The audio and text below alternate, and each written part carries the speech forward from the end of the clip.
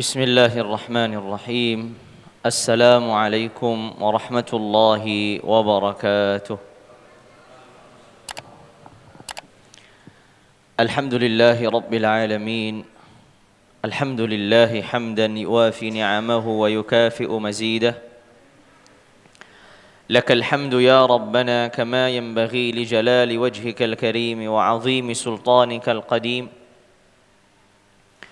وأشهد أن لا إله إلا الله وحده لا شريك له.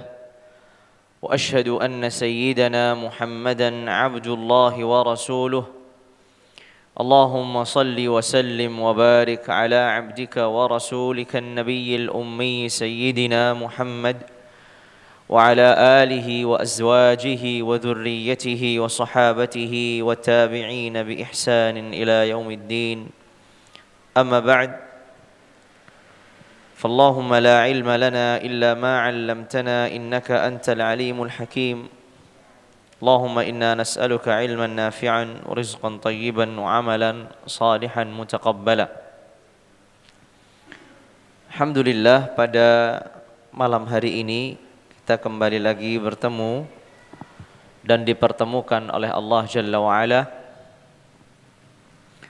di hari-hari yang mulia, yaitu hari-hari yang tersisa dari hari-hari tasyrik. Dan pertemuan kita alhamdulillah dalam kondisi sehat walafiat. Begitu pula didasari keislaman, keimanan, dan dengan tujuan untuk menggali ilmu, untuk mendapatkan ilmu, untuk mengangkat kebodohan yang ada pada diri kita, lalu kemudian kita bisa sampaikan kepada keluarga kita dan orang-orang terdekat kita. Dengan tujuan pula atas dasar ilmu yang kita miliki, kita dapatkan dalam majlis ilmu, bisa kita amalkan. Sebagaimana kita sudah beberapa waktu yang lalu mengkaji tentang siratu Abi Bakar Siddiq radhiyallahu taala anhu ardah. Sejarah atau kisahnya Abu Bakar As-Siddiq radhiyallahu taala anhu ardah, yang mungkin sudah berlanjut beberapa episode atau bagian, kalau tidak salah ini bagian yang ke-9. Karena memang tujuan kita mengkaji tentang Abu Bakar As-Siddiq radhiyallahu taala anhu ardah bukan sebatas menceritakan atau mengisahkan tentang kisah beliau, tapi juga mengambil pelajaran dari kehidupan beliau. Dan kehidupan beliau tidak terlepas dari kehidupan bersama Rasulullah alaihi afdhalus salati wa atammus salam. Jadi ketika kita mendengar, menyimak tentang kisah-kisahnya Abu Bakar As-Siddiq, maka normalnya akan kita dapatkan pula kisah-kisah Rasulullah alaihi afdhalus salati wa atammus salam bersamanya. Perlu diketahui sebelum kita melanjutkan bahwa sosok Abu Bakar As-Siddiq yang sangat luar biasa adalah sosok yang tidak mungkin ada duanya di umat ini. Karena afdhalun nasi fi hadhil ummati ba'da nabiyha Abu Bakar As-Siddiq. Orang yang paling mulia di umat ini setelah nabinya adalah Abu Bakar As-Siddiq. Maka sosok Abu Bakar As-Siddiq dalam sejarah tidak akan mungkin terulang. Dalam arti keagungan, kemuliaan, keutamaan yang dimiliki oleh Abu Bakar As-Siddiq tidak akan dimiliki oleh siapapun orang setelahnya. Namun itu bukan berarti ketika kita mengetahui bahwasanya tidak ada duanya, lalu kemudian kita tidak mengambil pelajaran dari kehidupan beliau. Karena pada akhirnya ada dua sisi yang berbeda yang harus kita lihat. Yang pertama, sisi Abu Bakar, seorang yang Allah pilih menjadi pendamping nabinya. Sisi di mana Allah Jalla wa'ala pilih Abu Bakar sebagai pendamping nabinya. Maka Allah berikan taufik, Allah berikan hidayah, Allah berikan keberkahan, Allah berikan kemudahan. Ini sisi yang pertama. Namun sisi yang kedua, kita juga melihat Abu Bakar adalah layaknya manusia biasa, yang datang pada dirinya amarah, sebagaimana datang pada dirinya kasih sayang. Yang datang pada dirinya semangat, sebagaimana datang pula kemalasan pada dirinya, layaknya manusia. Maka dua sisi ini bisa kita gabungkan dalam kehidupan kita. Yang pertama, kita meyakini bahwasanya Abu Bakar dipilih menjadi pendamping Rasulullah alaihi afdhalus salati wa atamus salam. Itu adalah pilihan dari Allah Jalla wa'ala. Dan tidak mungkin bagi kita kemudian dipilih seperti dipilihnya Abu Bakar. Tapi hidayah yang Allah berikan, taufik yang Allah berikan kepada manusia tidak berhenti pada Abu Bakar As-Siddiq. Tapi Allah berikan kepada umat ini taufiknya, hidayahnya. Kita sampai bisa duduk di majlis ini ya, dalam kondisi keimanan, keislaman, meningkatkan takwa, itu kan didasari taufik dan hidayah dari Allah Jalla wa'ala. Maka hidayah dan taufik yang Allah berikan kepada Abu Bakar As-Siddiq, ya, ini juga bisa diberikan kepada orang lain dalam arti keimanan, keislaman, kedekatan pada sumber-sumber kebaikan, mudah dalam melaksanakan kebaikan, itu juga bisa. Walaupun kesempurnaan derajat dalam melaksanakan itu semua, itu tentu Allah Jalla wa'ala yang menentukannya. Tapi di sisi lain, apabila kita melihat Abu Bakar As-Siddiq menjadi seorang atau manusia yang layaknya manusia, ada amarah sebagaimana juga ada kebahagiaan, kesenangan, ada semangat sebagaimana juga ada rasa malas. Dan itu dikisahkan oleh beliau. Apa yang terjadi pada dirinya dalam kehidupannya seperti yang terjadi pada individu atau setiap diri kita, layaknya manusia. Walaupun di sisi lain Abu Bakar diberi kemudahan, diberi taufik oleh Allah Jalla wa'ala yang lebih daripada manusia-manusia lainnya. Maka hari ini ketika kita berbicara tentang sahabat-sahabat Rasulullah alaihi afdhalus salati wa atamus salam, sudah selayaknya kita berbicara dari seluruh sisi kehidupannya. Sisi kehidupan yang selalu diberi taufik oleh Allah dan menjadi orang-orang pilihan Allah, dan sisi lain bahwasanya mereka juga manusia. Agar ketika kita melihat taufik yang Allah Azza wa Jalla berikan, kita meminta, kita memohon, kita berupaya, berusaha mengikuti apa yang mereka lakukan, apa yang mereka kerjakan, apa yang mereka persembahkan untuk agama Allah ini. Di sisi yang lain ketika kita melihat bahwasanya mereka juga manusia, layaknya manusia biasa, ada benarnya, ada salahnya. Di sisi itu pula kita tidak berhayal kita akan mencapai derajat yang mereka miliki. Lalu kemudian kita juga bijaksana dalam menyikapi kondisi-kondisi manusia yang tidak selalu sama. Karena hari ini orang yang menyajikan kisah-kisah sahabat-sahabat Rasulullah alaihi afdhalus salati wa atamus salam antara di ujung kanan atau di ujung kiri. Maksudnya di ujung kanan? Di ujung kanan mereka hanya mengisahkan atau menyajikan sisi-sisi positif dan sisi-sisi baiknya.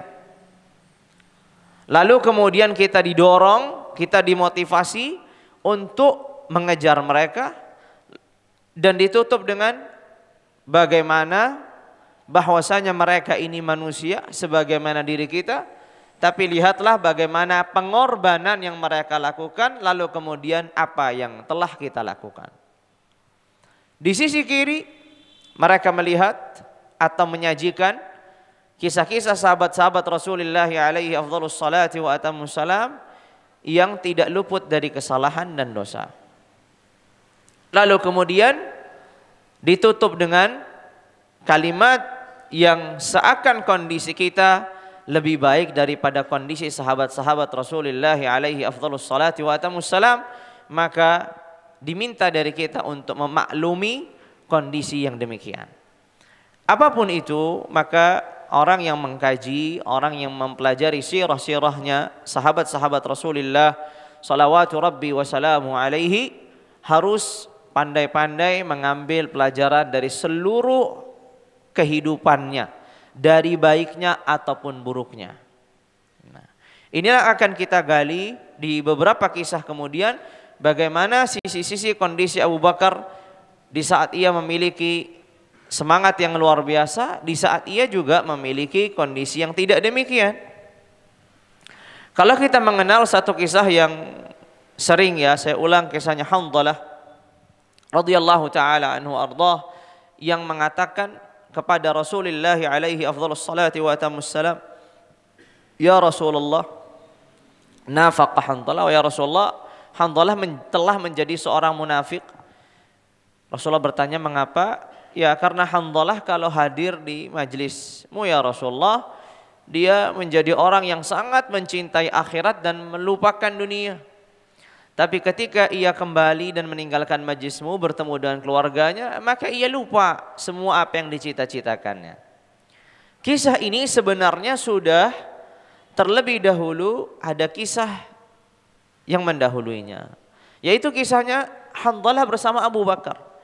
Hanzalah sebelum mengadukan apa yang dirasakannya dari pasang surut keimanan, dari semangat dan kemalasan yang dialami dalam kehidupannya, dia mengisahkannya kepada Abu Bakar. Lalu kemudian kata Abu Bakar, aku juga mendapatkan hal yang serupa, sama. Di saat di hadapan Nabi, bersama Nabi, disertai oleh Nabi, didampingi oleh Nabi, keimanan itu bisa luar biasa meningkatnya. Tapi di saat kembali dengan keluarga, dengan kesibukannya, maka keimanan menurun. Ya, maka Rasulullah alaihi afdhalus salati wa atammus salam sebagaimana kita ketahui menjawab dan mengartikan itu adalah sesuatu hal yang biasa. Nah, ya, itulah kondisi kemanusiaan, kondisi setiap orang, di mana iman naik dan di mana iman juga turun. Di sini ada beberapa kisah tentang Abu Bakar As-Siddiq radhiyallahu taala anhu ardah. Kisah yang pertama adalah kisah di saat suatu saat Rasulullah alaihi afdhalus salati wa atammus salam memiliki kesibukan karena terjadi pertikaian di salah satu keluarga, di keluarga Ansar yang dikenal dengan Bani Amr ibnu Auf. Di keluarga ini terjadi pertikaian sehingga Rasulullah alaihi afdhalus salati wa atammus salam setelah selesai melaksanakan salat zuhur, beliau pergi untuk menyelesaikan pertikaian ini. Dan inilah salah satu wazifah atau tugas yang Allah Azza wa Jalla amanahkan kepada nabinya untuk menyelesaikan perkara-perkara umatnya. Namun sebelum Rasulullah meninggalkan masjidnya, berpesan kepada Bilal. Karena Bilal radhiyallahu taala anhu ardah selaku muadzinnya Nabi, dia harus memiliki satu informasi tentang keberadaan Nabi. Karena nanti ketika datangnya waktu sholat asar, dia akan mengumandangkan azan asar. Dan itu tanggung jawab Bilal. Namun ketika sudah akan dilaksanakannya sholat, maka itu menjadi tugasnya Rasulullah alaihi afdhalus salati wa atamus salam memberikan izin atau tidak. Maka Rasulullah berpesan kepada Bilal bahwasanya beliau ada keperluan, ya, kalau nanti sudah datang waktu asar maka silahkan azan, dan apabila kemudian aku belum datang maka perintahkan kepada Abu Bakar untuk melaksanakan sholat. Ia menjadi imam, ditunjuk oleh Nabi alaihi afdhalus salati wa atamus salam. Dan inilah ya satu pelajaran yang seharusnya dilakukan seorang imam ratib. Ya, apabila dia diberi tanggung jawab masjid, dia memang menjadi imam sholat 5 waktu. Apabila ia berhalangan, maka dia harus memberikan informasi kepada muadzinnya. Secara hukum fikih ada 2 hal yang berbeda. Tanggung jawab azan itu tanggung jawab muadzin. Tapi tanggung jawab qomat, siapa yang berhak untuk memberikan izin qomat itu adalah imam, bukan muadzin. Apalagi waktu, ya. Apalagi waktu, ya, ada misalkan jam atau apa. Lah.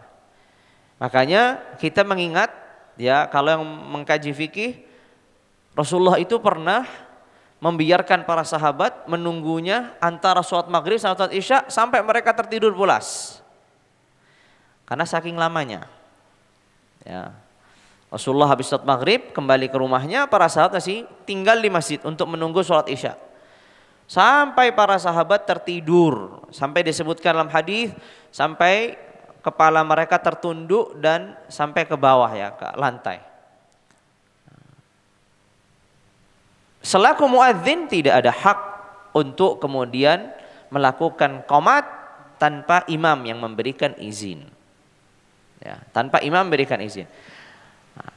Bagi imam ketika berhalangan atau ada satu kondisi di mana tidak bisa hadir atau terlambat, ada kesibukan, hendaknya dia apa? Memberikan informasi kepada muadzin agar kemudian muadzin menunjuk imam yang menggantikannya. Inilah cara Nabi alaihi afdhalus salati wa atamus salam.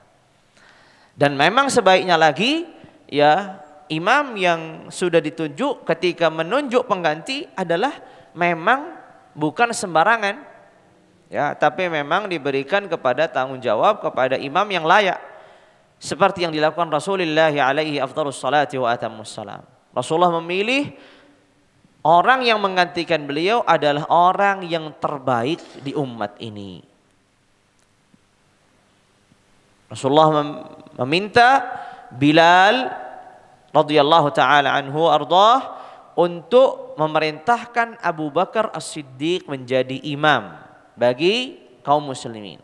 Karena Rasulullah tadi pergi menyelesaikan urusannya di Bani Amr ibn Auf. Dan memang apa yang telah diprediksi oleh beliau salawatu rabbi wa salamuhu alaihi terjadi. Datang waktu salat asar, tugas Bilal untuk azan. Lalu kemudian ketika sudah waktunya qomat, ya, Bilal menyampaikan kepada Abu Bakar As-Siddiq pesannya Rasulullah alaihi afdhalus salati wa atamus salam agar beliau menjadi imam bagi kaum muslimin, menggantikan beliau salawatu rabbi wa salamuhu alaihi. Lalu Abu Bakar maju karena ada perintah dari Rasulullah alaihi afdhalus salati wa atamus salam, satu amanah yang kemudian membuat Abu Bakar memberanikan diri untuk maju. Dan normalnya para sahabat tidak berani, ya, maju di bagian imam, ya, ketika tidak mendapatkan izin dari Rasulullah alaihi afdhalus salati wa atamus salam. Dan memang harusnya masjid yang sudah memiliki imam ratib juga demikian. Ya, tidak sembarangan orang maju, tidak sembarangan orang diajukan. Tapi yang ada imamnya ditunggu imamnya. Kecuali tadi berhalangan atau terlampau, sangat terlambat, itu pun kalau bisa dikonfirmasi maka itu lebih baik. Ya. Agar tidak terjadi keributan, agar tidak terjadi juga imam yang tidak layak untuk maju kemudian dia maju. Ya. Abu Bakar kemudian maju menggantikan Rasulullah alaihi afdhalus salati wa atamus salam. Di tengah-tengah Abu Bakar sedang memimpin salat, Rasulullah alaihi afdhalus salati wa atamus salam datang. Kehadiran Rasulullah salawatu rabbi wa salamu alaihi disadari oleh para sahabat. Nah, para sahabat Nabi sadar kalau Rasulullah datang. Maka ketika kondisi demikian, Rasulullah melewati beberapa shaf ya untuk maju dan ingin salat di belakangnya Abu Bakar As-Siddiq radhiyallahu taala anhu arda. Ketika Rasulullah sedang melewati beberapa shaf, para sahabat-sahabat Rasulullah alaihi afdhalus salati wa atammus salam menepuk tangan mereka untuk memberikan kabar kepada Abu Bakar ada satu ya peristiwa agar Abu Bakar tersadar. Dan maksudnya adalah Rasulullah telah hadir. Maksudnya adalah kedatangan Nabi alaihi afdhalus salati wa atammus salam. Lalu kemudian Abu Bakar sadar bahwasanya Nabi posisinya sudah di belakangnya. Dan nampaknya ini Nabi alaihi afdhalus salati wa atammus salam tidak berada di shaf yang pertama, tapi di depannya. Karena tadi ya Nabi datang kemudian melewati beberapa shaf, kan tentu shaf sudah penuh. Ya, zahir hadis ini shaf sudah penuh, kemudian Nabi melewati shaf pertama, shaf kedua, shaf sampai shaf yang paling depan. Shaf yang paling depan tentu juga sudah penuh. Dan zahirnya adalah Nabi alaihi afdhalus salati wa atammus salam berdiri di sampingnya Abu Bakar tapi posisi depannya. Ya, posisi maksudnya Abu Bakar di depannya, Nabi sedikit di belakangnya. Karena memang shafnya sudah penuh. Atau bisa jadi juga memang shaf pertama ada kekosongan. Itu juga ada kemungkinan. Tapi nampaknya ya shaf itu sudah rapat, sudah penuh. Kemudian Nabi melewati beberapa shaf sampai melewati shaf yang paling depan. Kemudian sampai sholat di sampingnya Abu Bakar tapi agak ke belakang sedikit. Karena Abu Bakar menyadari, dan Abu Bakar di periwayatan ini disebutkan sempat menoleh ya. Ia menoleh memastikan ada sesuatu apa. Ternyata Rasulullah alaihi afdhalus salati wa atammus salam sudah salat di belakang beliau, salawatu rabbi wa salamu alaihi. Dan ini menunjukkan bahwasanya kalau Rasulullah posisinya terlalu jauh, ya nggak akan kelihatan dia menoleh. Kalau shaf pertama ya nggak kelihatan. Berarti menunjukkan Rasulullah itu dekat di belakang, tapi posisinya dekat. Jadi ketika menoleh, oh kelihatan. Bahwasanya itu adalah Nabi. Salawatu Rabbi wa salamu. Lalu yang dilakukan Abu Bakar setelah melihat Rasulullah alaihi afdhalus salati wa atammus salam, dan Rasulullah menyadari Abu Bakar akan mundur dan membiarkan Nabi untuk maju. Maka Rasulullah mengisyaratkan dengan tangannya agar Abu Bakar melanjutkan sholatnya. Namun Abu Bakar As-Siddiq radhiyallahu taala anhu ardah mengucapkan alhamdulillah. Ya, mengucapkan alhamdulillah. Lalu kemudian beliau mundur ke belakang dan Nabilah yang maju.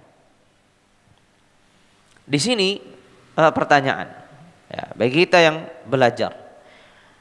Abu Bakar As-Siddiq tadi sudah mendapatkan perintah dari Nabi untuk menjadi imam. Satu. Kemudian Abu Bakar As-Siddiq sudah juga mendapatkan perintah secara isyarat untuk melanjutkan salat. Tapi Abu Bakar As-Siddiq mengabaikan perintah Nabi dan mengedepankan adab beliau kepada Rasulullah alaihi afdhalus salati wa atammus salam. Ya, perintahnya Nabi tadi apa? Agar Abu Bakar melanjutkan sholatnya, menjadi imam. Tapi Abu Bakar mengabaikan perintah ini karena ia mengedepankan adabnya, ta'zimnya, keagungannya, pengagungannya kepada Rasulullah alaihi afdhalus salati wa atammus salam. Ini akan terlahir satu perdebatan dalam sisi fikih. Apakah yang dikedepankan dalam ya kajian-kajian fikih itu perintah Nabi atau adab Nabi? Perintah Nabi atau adab kita kepada Nabi? Itu biasanya akan dibahas dalam pembahasan yang lebih baik ketika bersolawat itu mengucapkan apa yang diajarkan Nabi, Allahumma salli ala Muhammad wa ala ali Muhammad, ya, dengan periwayatan yang beragam, atau perdebatan yang dikedepankan adalah ditambah sayyidina. Allahumma salli ala sayyidina Muhammad wa ala ali sayyidina Muhammad.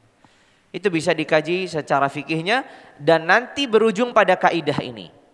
Apakah di sini lebih diperintahkan amr, perintah Nabi, atau adab kita kepada Nabi alaihi afdhalus salatu wa atamus salam. Yang biasa dijadikan dalil dan lebih kuat lagi daripada kisah Abu Bakar ini adalah kisahnya Ali ibnu Abi Thalib radhiyallahu taala anhu arda dalam kasus Sulhul Hudaybiyah. Dalam perdamaian Hudaybiyah, Rasulullah memerintahkan Ali untuk menulis Muhammad Rasulullah. Ini perjanjian antara Muhammad Rasulullah dan perwakilan Quraisy fulan. Kata perwakilan Quraisy, Suhail bin Amr, kata perwakilan Quraisy, kalau kami meyakini engkau Rasulullah, untuk apa kami menahan dan menghalangi engkau untuk masuk ke Makkah? Dan untuk apa kami memerangimu? Hapus ini Rasulullah. Tulis saja Muhammad ibn Abdullah. Maka Rasulullah memerintahkan kepada Ali. Ali nggak mau. Jadi ini jelas, kata Rasulullah, hapus. Kata Ali tidak. Lalu kemudian kata Nabi, mana yang ada tulisannya Rasulullah? Karena Rasulullah alaihi afdhalus salatu wa atamus salam tidak bisa membaca, tidak bisa menulis. Sehingga ini salah satu dalil bahwasanya beliau tidak tahu sisi mana ada tulisan Rasulullah. Kata Nabi, mana tunjukkan yang tulisan Rasulullah itu di mana, biar aku yang menghapuskannya. Ya, biar aku yang menghapuskannya. Maka ditunjukkan oleh Ali, kemudian dihapus sendiri. Mana yang dikedepankan, perintah Nabi atau adabnya, ya, seorang kepada Rasulullah alaihi afdhalus salatu wa atamus salam.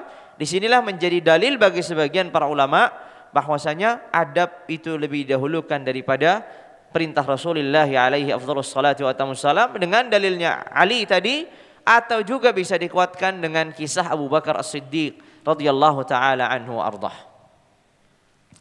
Maka kemudian Abu Bakar As-Siddiq mundur ke belakang. Dan sebelum ia mundur tadi mengucapkan hamdalillah, alhamdulillah. Ya, karena tanggung jawab menjadi imam itu besar.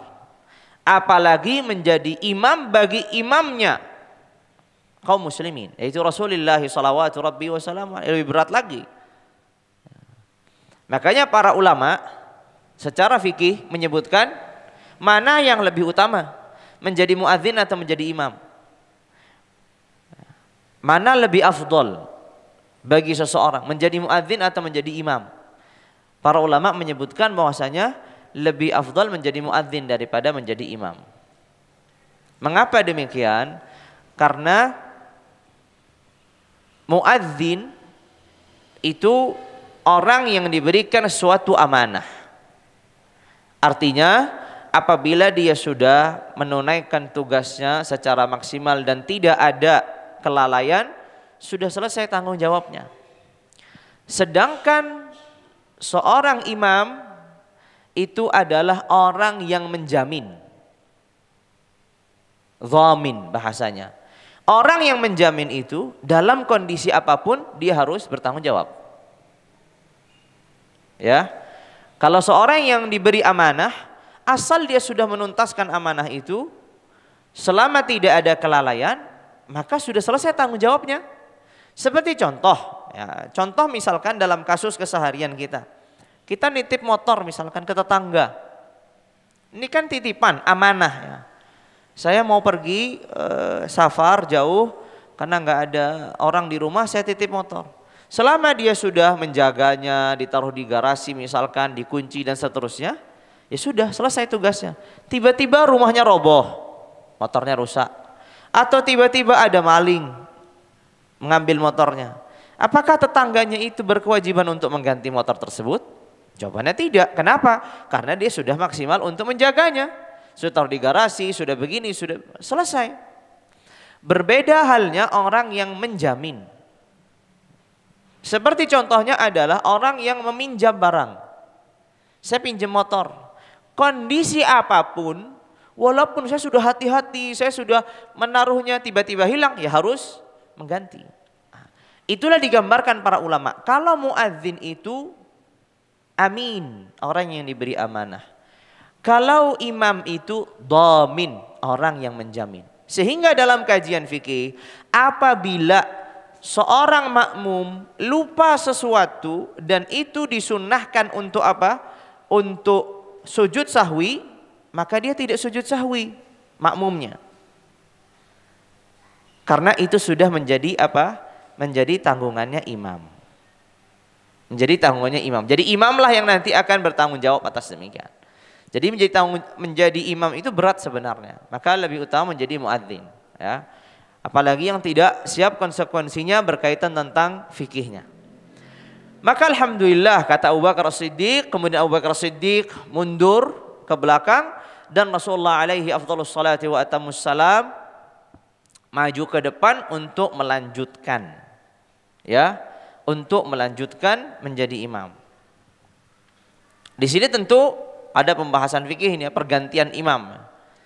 Ya, yang sering terjadi adalah imamnya batal, itu wajar. Kalau ini kan kondisi imamnya tidak batal, hanya ada imam yang lebih berhak, imam intinya. Lalu kemudian ia mundur, berarti kan merubah niatnya dari niat imam menjadi makmum dan niat makmum menjadi imam. Rasulullah yang tadi niatnya makmum menjadi imam, Abu Bakar yang tadi niatnya imam menjadi makmum. Perubahan niat ini, ya, itu dikaji secara fikih dan ini salah satu bentuk yang dilakukan Rasulullah alaihi afdhalus salati wa atamus salam. Lalu kemudian Rasulullah melanjutkan salatnya. Setelah selesai salat, baru Rasulullah bertanya kepada Abu Bakar, "Mengapa engkau ya Abu Bakar tidak melanjutkan saja? Ya, ketika aku sudah mengisyaratkan untukmu agar engkau melanjutkan." Maka kata Abu Bakar As-Siddiq, tidak pantas bagi Abu Bakar atau Ibnu Abi Quhafah, anaknya Abu Quhafah, untuk menjadi imam bagi Rasulullah alaihi afdhalus salati wa atamus salam. Rasulullah pun diam, ya, tidak mengomentari apapun tentang jawaban Abu Bakar. Menunjukkan apa yang dilakukan Abu Bakar itu sudah sesuai atau tidak ada pelanggaran di situ. Ya, ketika ia mengedepankan adabnya kepada Nabi daripada isyarat yang mengandung perintah kepada Nabi alaihi afdhalus salati wa atamus salam untuk melanjutkan salatnya. Lalu kemudian karena tadi ada keributan di antara para sahabat ketika Nabi melewati beberapa shaf, kemudian para sahabat ya tepuk tangan untuk memberikan isyarat kepada Abu Bakar kehadiran Nabi, kedatangan Nabi salawatu rabbi wassalamu alaih.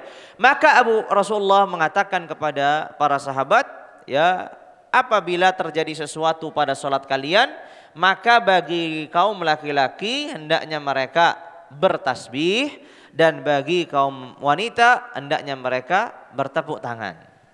Jadi bertepuk tangan dalam salat itu yang dilakukan waktu itu oleh sahabat-sahabat Nabi laki-laki itu harusnya dilakukan oleh para wanita. Ya, kalau kalian bagi kaum laki-laki hendaknya apa? Kalau terjadi sesuatu maka ucapkan subhanallah. Ya, maka ucapkan subhanallah. Ya, maka ucapkan subhanallah. Tentu ada pembahasan fikihnya dalam mengucapkan ini dan tujuannya dan seterusnya, tapi bukan ini tempatnya. Tapi di sini ada pelajaran yang berharga yang dihadirkan oleh Abu Bakar As-Siddiq radhiyallahu taala anhu ardah.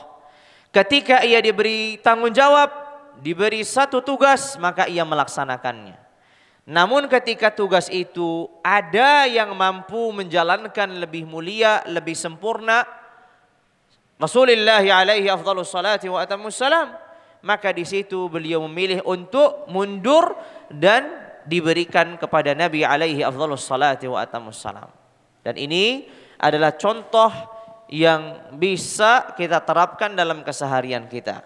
Ya, terkadang orang ketika sudah maju di mihrabul imamah, gitu, sudah maju di sejadah imam, lalu kemudian dia melihat orang yang lebih berhak untuk maju karena sudah terlanjur maju, dia ada gengsi untuk mundur. Padahal dia lebih berhak, atau bahkan itu adalah imam ratibnya. Ya, adalah imam ratibnya jelas berhak, tapi terlanjur dia sudah diajukan oleh para jamaah, dia memilih untuk lanjut dan tidak mundur. Yang dilakukan Abu Bakar itulah yang dibenarkan oleh Nabi alaihi afdhalus salati wa atamus salam. Karena memimpin kaum muslimin ya dalam salat sebagaimana memimpin dalam keseharian itu bukanlah sebatas prestasi, tapi juga menjadi tanggung jawab yang besar yang tadi menjadi penjamin sebagai dhamin di sisi Allah Jalla wa Ala apabila terjadi sesuatu. Itulah kisah yang pertama dari kisahnya Abu Bakar As-Siddiq radhiyallahu taala anhu ardhah, bagaimana beliau ketika diminta untuk mengganti, beliau siap untuk mengganti karena dasar perintah, tapi di saat beliau sudah tidak diperlukan karena memang yang memerintahkan untuk menggantinya sudah hadir, ya untuk apa beliau melanjutkan? Beliau memilih mundur dan Rasulullah alaihi afdhalus salati wa atamus salam maju memimpin kaum muslimin pada waktu itu. Itu adalah kisah pertama dari kisahnya Abu Bakar As-Siddiq radhiyallahu taala anhu ardhah. Banyak sekali faidah yang bisa kita dapatkan dari secara adabnya Abu Bakar kepada Nabi, juga tunduknya Abu Bakar atas perintahnya Nabi. Tunduk atas perintahnya Nabi ketika di awal diperintahkan oleh Bilal untuk menggantikan, beliau langsung maju, tidak mengajukan yang lain. Tapi di saat ada perintah dan adab yang bertabrakan, maka beliau lebih mengedepankan adabnya kepada Nabi daripada perintah atau isyarat yang mengandung perintah dari Nabi alaihi afdhalus salati wa atamus salam. Makanya kisah ini seringkali diberi judul ya dengan tema adalah ta'zimu Abi Bakar As-Siddiq li Rasulillah alaihi afdhalus salati wa atamus salam, pengagungan Abu Bakar As-Siddiq kepada Nabi alaihi afdhalus salati wa atamus salam. Kisah yang berikutnya, dan ini kisah masih berkaitan dengan Abu Bakar bersama Rasulullah alaihi afdhalus salati wa atamus salam, dan berkaitan tentang kehidupan sahabat-sahabat Rasulullah. Dari dua sisi yang sudah digambarkan tadi di awal. Dari sisi istifa mereka, ya Allah muliakan mereka sebagai orang-orang terpilih untuk mendampingi nabinya. Dari sisi yang lain adalah mereka sebagaimana manusia yang tidak luput dari salah dan ada kebenarannya. Ini kisah akan cukup mengagetkan kalau kita kiaskan pada hari ini. Kisah apa ini? Kisah ini adalah sebab turunnya firman Allah Jalla wa Ala di akhir surat Al-Jumu'ah. Ya, fa idza qudiyatis salatu fantashiru fil ardi wabtaghu min fadlillah wadhkurullaha katsiran la'allakum tuflihun. Wa idza ra'aytum tijaratan aw lahwan infaddu ilaiha wa tarakuka qa'ima. Kan di situ akhir ayat itu. Allah Azza wa Jalla menurunkan akhir ayat di surat Al-Jumu'ah karena ada suatu peristiwa. Apa itu peristiwanya? Pada hari Jumat, di saat Rasulullah alaihi afdhalus salati wa atamus salam sedang khutbah Jumat, tiba-tiba datang kabar kepada para sahabat Nabi ini di Madinah terjadinya, bukan di Makkah. Sekali lagi ini terjadi di Madinah. Ketika Nabi sedang khutbah di atas mimbarnya di hadapan para sahabatnya, tiba-tiba datang satu berita, satu kabar, datang kafilah membawa barang dagangan dari negeri Syam. Ya, kafilah ini datang ke Madinah.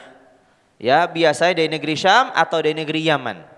Kan ada dua rihlah. Intinya kafilah dagangan itu datang membawa barang dagangan yang banyak. Di saat itu pula para sahabat Nabi semuanya meninggalkan Nabi kecuali 12 orang.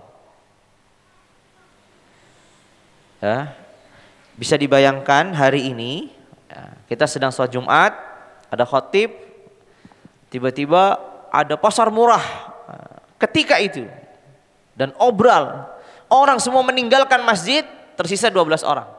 Bagaimana rasa khotibnya? Bagaimana rasa orang yang 12 orang ini? Bagaimana rasa masyarakat orang yang menyaksikan itu? Ya, ingat ini tidak terjadi pada orang awam hari ini. Ini terjadi pada sahabat-sahabat Rasulullah yang kalau dikisahkan pengorbanan mereka dengan harta dan jiwanya. Ya. Kecintaan mereka terhadap Rasulullah. pengagungan mereka terhadap Nabi. Ada yang meragukan? Nggak ada yang meragukan. Tapi itulah sisi manusiawinya para sahabat-sahabat Rasulullah salawatu rabbi wassalamu alaihi. Dikisahkan, memang disebutkan oleh sejarah, pada waktu itu orang sedang dalam kondisi susah. Bisa jadi mungkin stok dagangan memang habis, ya. Pengiriman barang kan tidak semudah hari ini, sehingga memang benar-benar menunggu datang kafilah yang ditunggu-tunggu. Tapi mereka sedang melaksanakan sholat Jumat. Kalau mereka menunggu Nabi selesai khutbah, selesai sholat, mungkin sudah habis diambil sama yang lain. Apalagi di Madinah ada orang-orang yang nggak sholat dari kalangan orang Yahudi, bisa disabotase, kan begitu. Jadi banyak sebab. Secara manusiawi mereka meninggalkan Nabi, dan dikatakan oleh Jabir bin Abdullah, karena beliau salah satu yang tidak pergi, bahwasanya ada tersisa 12 orang. Satu Jabir bin Abdullah, 4 Khulafaur Rasyidin, Abu Bakar, Umar, Utsman, Ali, dan yang lainnya Ibnu Mas'ud. Sisanya dari kalangan Ansar.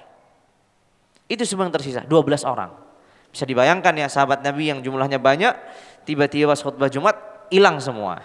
Karena untuk berebut barang dagangan. Kalau kita ditanya, ini duniawi sekali. Ya kan, kalau ditanya ini duniawi sekali atau tidak? Sangat-sangat duniawi kalau kita melihat dari kisah ini. Tapi itulah yang kita ambil dari pelajaran.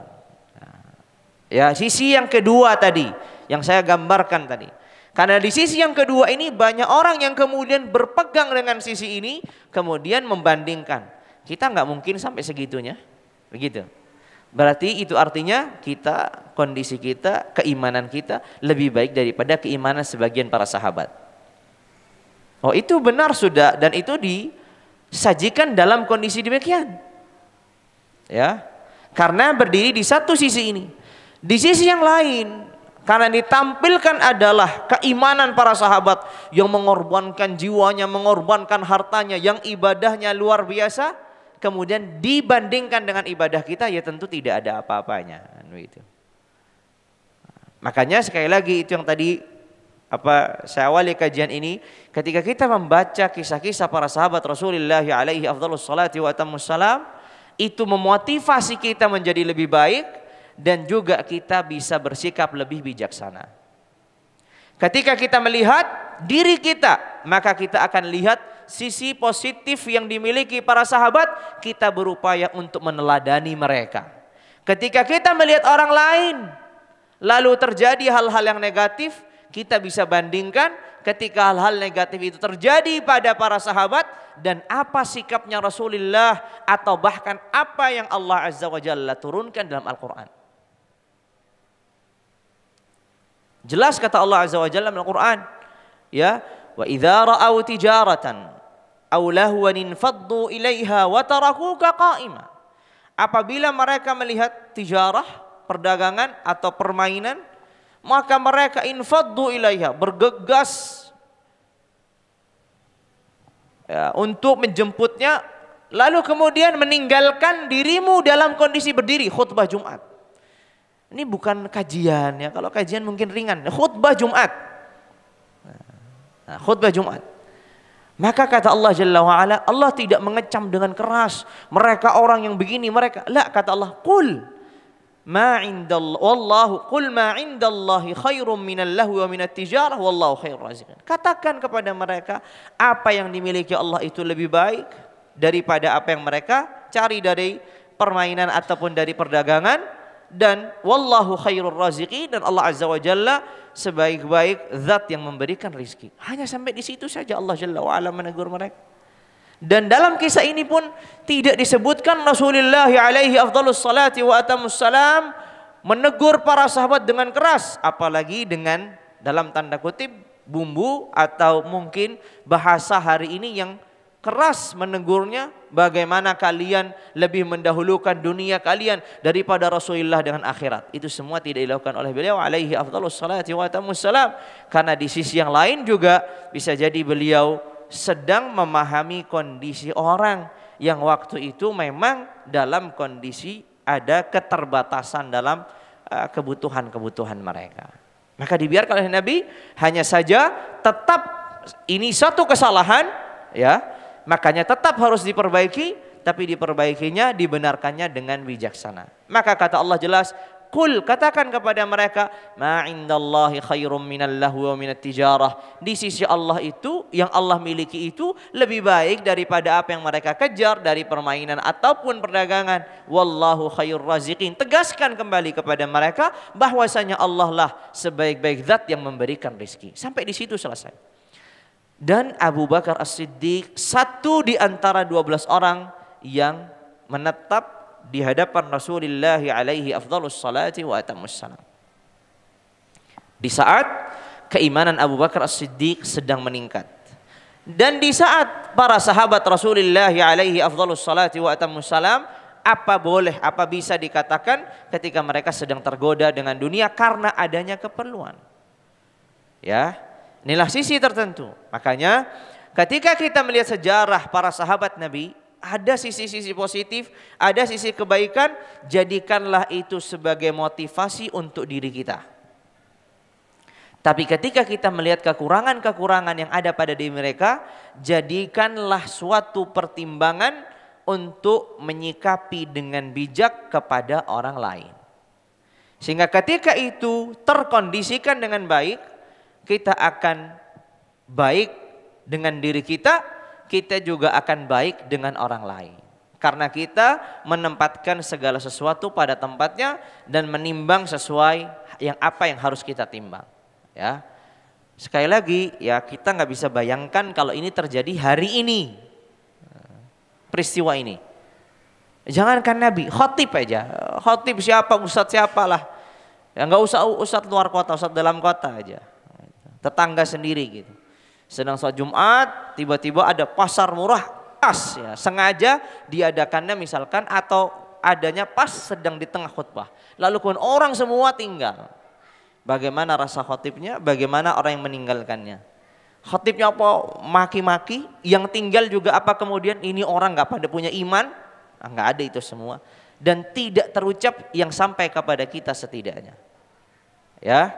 Disinilah pentingnya seorang tadi ketika mengkaji ya segala sesuatu itu, kaji dengan lengkap. Ya, kehidupan Rasulullah dan para sahabatnya itu banyak kebaikan yang bisa menjadi bekal dan motivasi kita dalam perjalanan kita menuju Allah. Dan juga kehidupan mereka juga banyak bekal ya ketika kita berinteraksi, berhubungan dengan banyak manusia dengan ragam ya kebaikan keburukan yang mereka miliki. Ya, baik.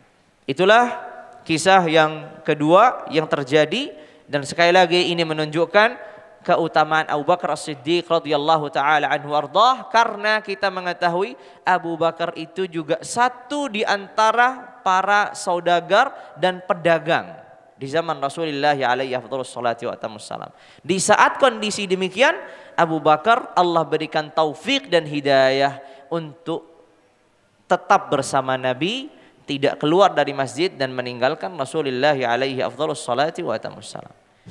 Kemudian kita lanjutkan kepada kisah yang ketiga. Pada kisah yang ketiga ini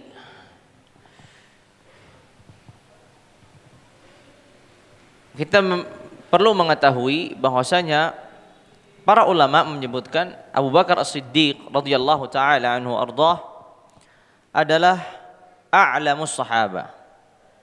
Orang yang paling berilmu di antara para sahabat itu Abu Bakar As-Siddiq. Lebih berilmu daripada Umar, daripada Utsman, bahkan daripada senior-senior sahabat yang dikenal keilmuannya. Seperti Abdullah bin Mas'ud, Zaid bin Thabit misalkan. Itu semua masih di bawah keilmuan Abu Bakar As-Siddiq radhiyallahu taala anhu arda. Namun kita juga menyadari bahwasanya Abu Bakar As-Siddiq tidak mengetahui seluruh hal. Ya, bukan dia harus mengetahui semua hal. Ada hal-hal yang ia terlewatkan dari kehidupan Rasulullah alaihi afdhalus salati wa atammus salam. Ada satu kisah di mana ada seorang wanita tua, nenek-nenek, bertanya tentang bagian warisnya. Dapat berapa jaddah? Ya, nenek ini dapat berapa apabila terjadi kematian dan seterusnya. Maka Abu Bakar As-Siddiq radhiyallahu taala anhu ardhah mengatakan, aku tidak menemukan itu dalam Al-Qur'an. Dan aku tidak mengetahui dari sunnah Rasulullah alaihi afdhalus salatu wa atamus salam bagian. Maka Abu Bakar memerintahkan wanita ini untuk pulang.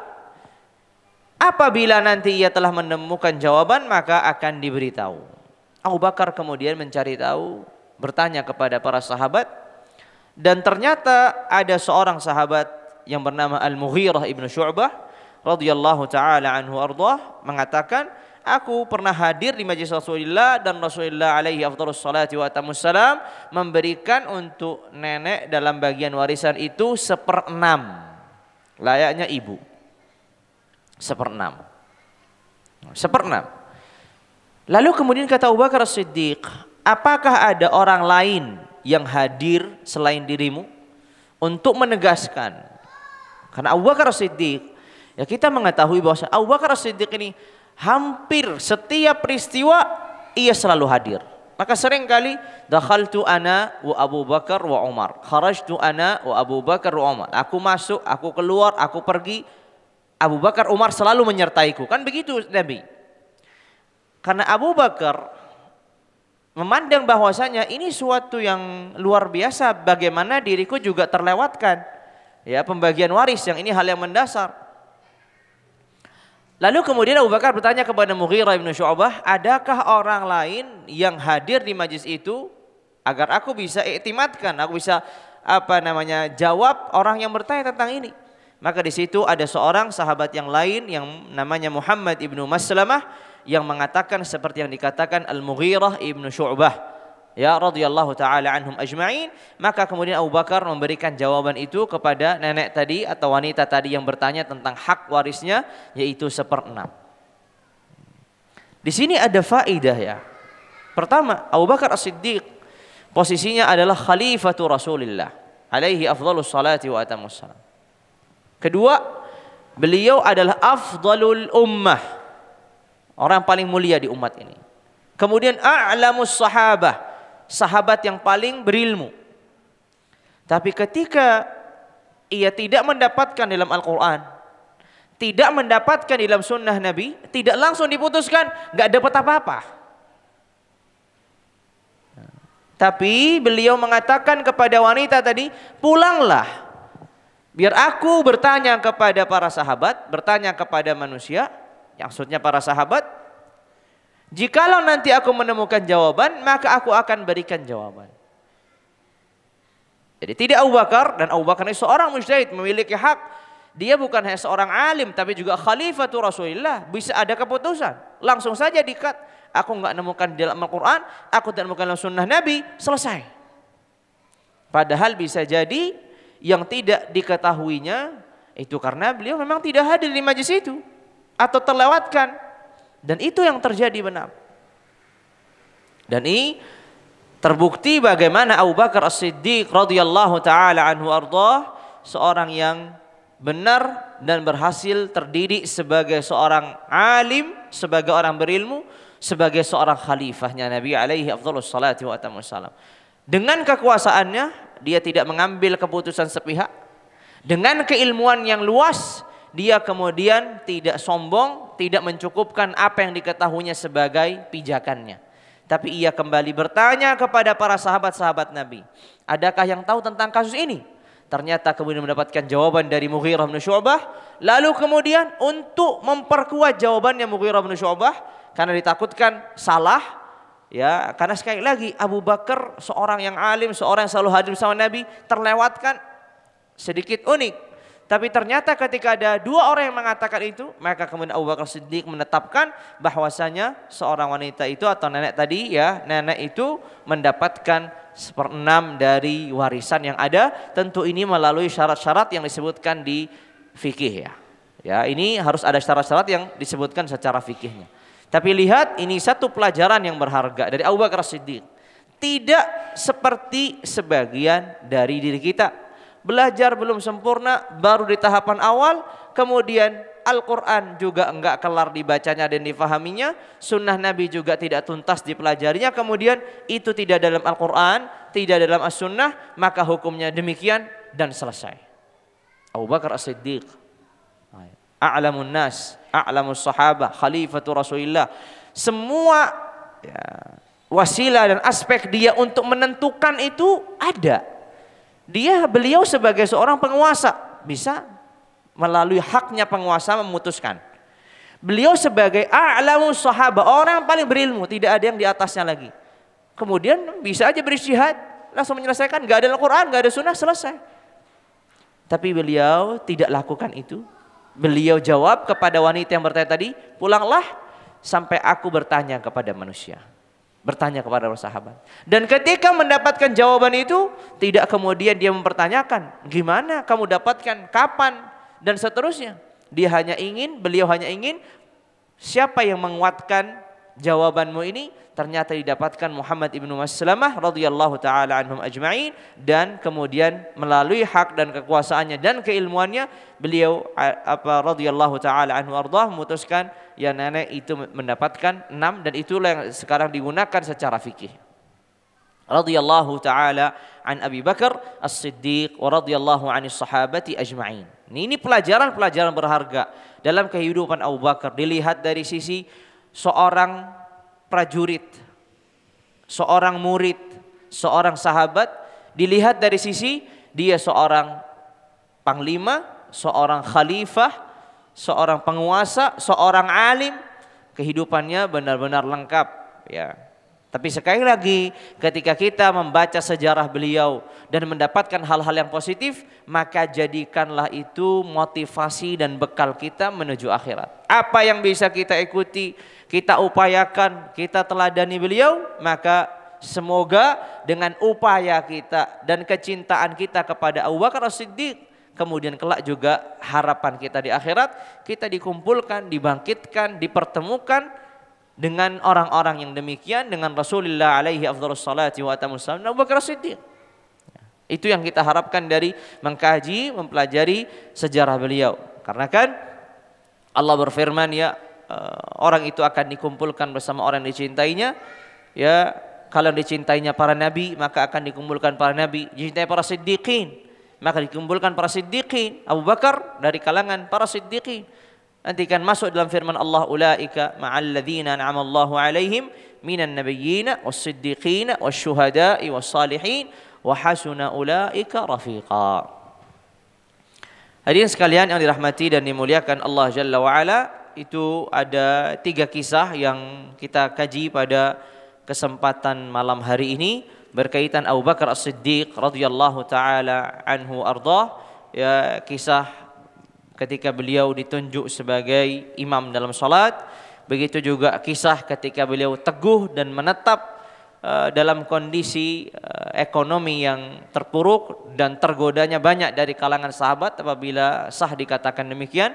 Kemudian yang terakhir, bagaimana Abu Bakar As-Siddiq sebagai seorang khalifatul Rasulillah, sebagai amirul mukminin, sebagai a'lamus sahabah, tidak mengambil jalur kekuasaannya atau keilmuan yang ia yakininya.